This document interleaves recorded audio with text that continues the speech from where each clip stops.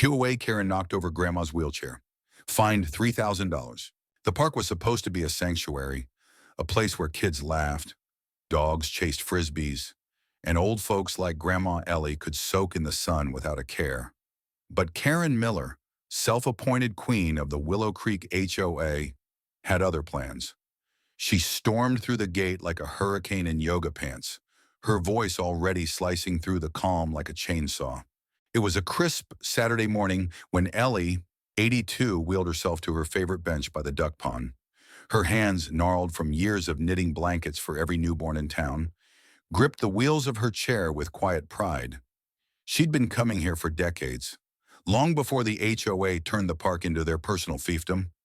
Ellie didn't care for their rules. Nobody told her where she could enjoy her coffee and crossword. But Karen cared.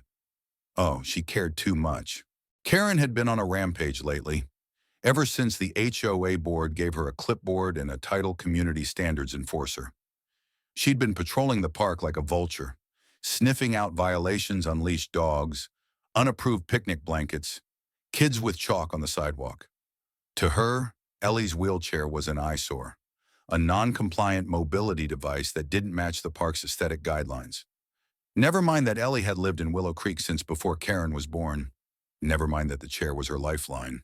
The trouble started when Karen spotted Ellie's chair parked slightly off the designated path.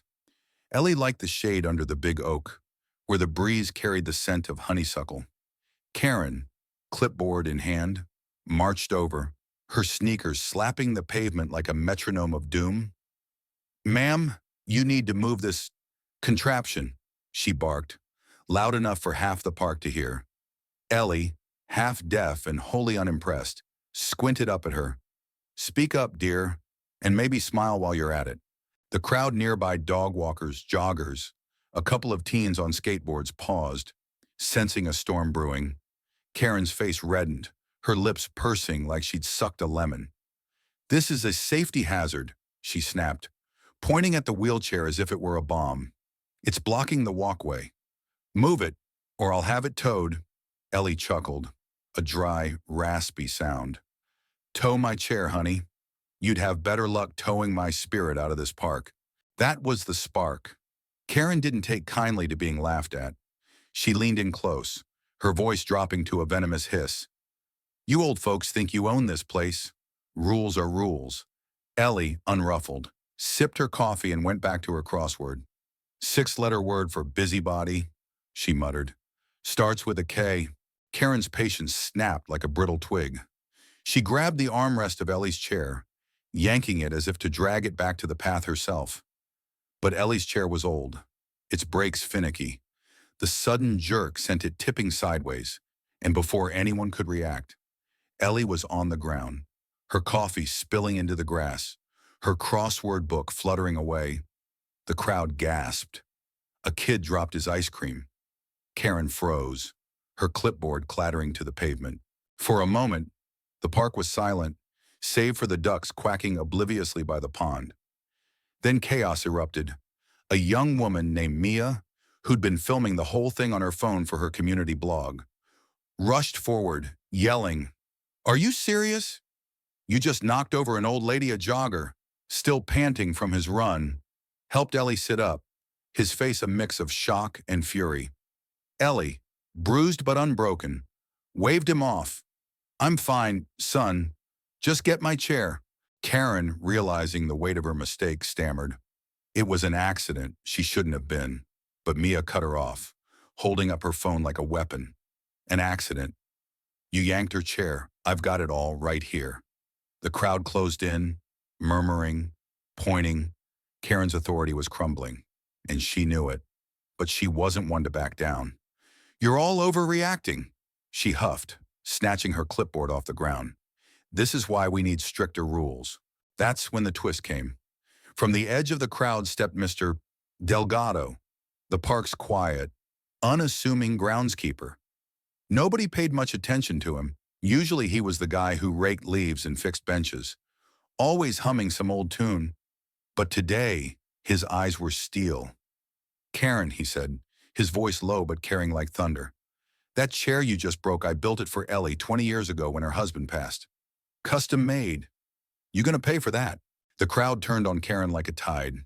Mia's video was already spreading on the Willow Creek community app, racking up views. People weren't just mad, they were livid.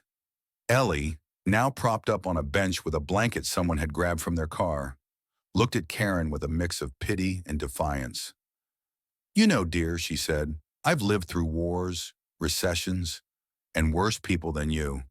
But I never thought I'd see the day someone had knocked me out of my own chair. Karen's bravado was gone. She tried to argue, pointing at her clipboard as if it held the 10 Commandments. The rules say, but the jogger cut in. Rules don't say you can assault an old lady. The crowd roared in agreement. Karen's eyes darted around, searching for an ally. But even her usual HOA cronies were nowhere to be seen. She was alone, exposed, her reign of terror unraveling in real time. The tension peaked when the park ranger, Officer Lopez, arrived. He'd been called by one of the teens, who'd seen enough HOA nonsense to know this was serious. Lopez surveyed the scene: Ellie's broken chair, the spilled coffee, the crowd's anger. Mia's phone still recording. Ma'am, he said to Karen, his tone clipped. Step over here. Now. Karen, clutching her clipboard like a shield, tried to explain, but Lopez wasn't having it. He took statements from Mia, the jogger, and even Mr. Delgado, who recounted the chair's history with a quiet dignity that made Karen shrink. The crowd watched as Lopez wrote up a citation. Disturbing the peace, reckless endangerment, and property damage. He listed, handing Karen the ticket. That's $3,000 payable within 30 days, and you're banned from the park pending a hearing. Karen's jaw dropped. $3,000 for what she was in the way. But Lopez just pointed to the gate. Get out before I add more charges. The crowd cheered as Karen slunk away, her yoga pants no longer swaggering. Mia uploaded the video, titled HOA Karen Knocks Over, Grandma Gets Owned. It went viral in hours, shared across every social platform in Willow Creek and beyond. Comments poured in karma's real protect.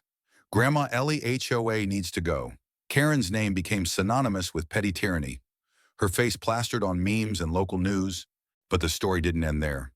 Ellie, bruised but unbowed, became a quiet hero. The community rallied around her. Mr. Delgado, with help from the jogger and Mia, organized a fundraiser to replace her chair. They raised enough for a new, state-of-the-art model lightweight, with better brakes and a cup holder for her coffee. At the park's next community meeting, Ellie wheeled in, her head high, to a standing ovation.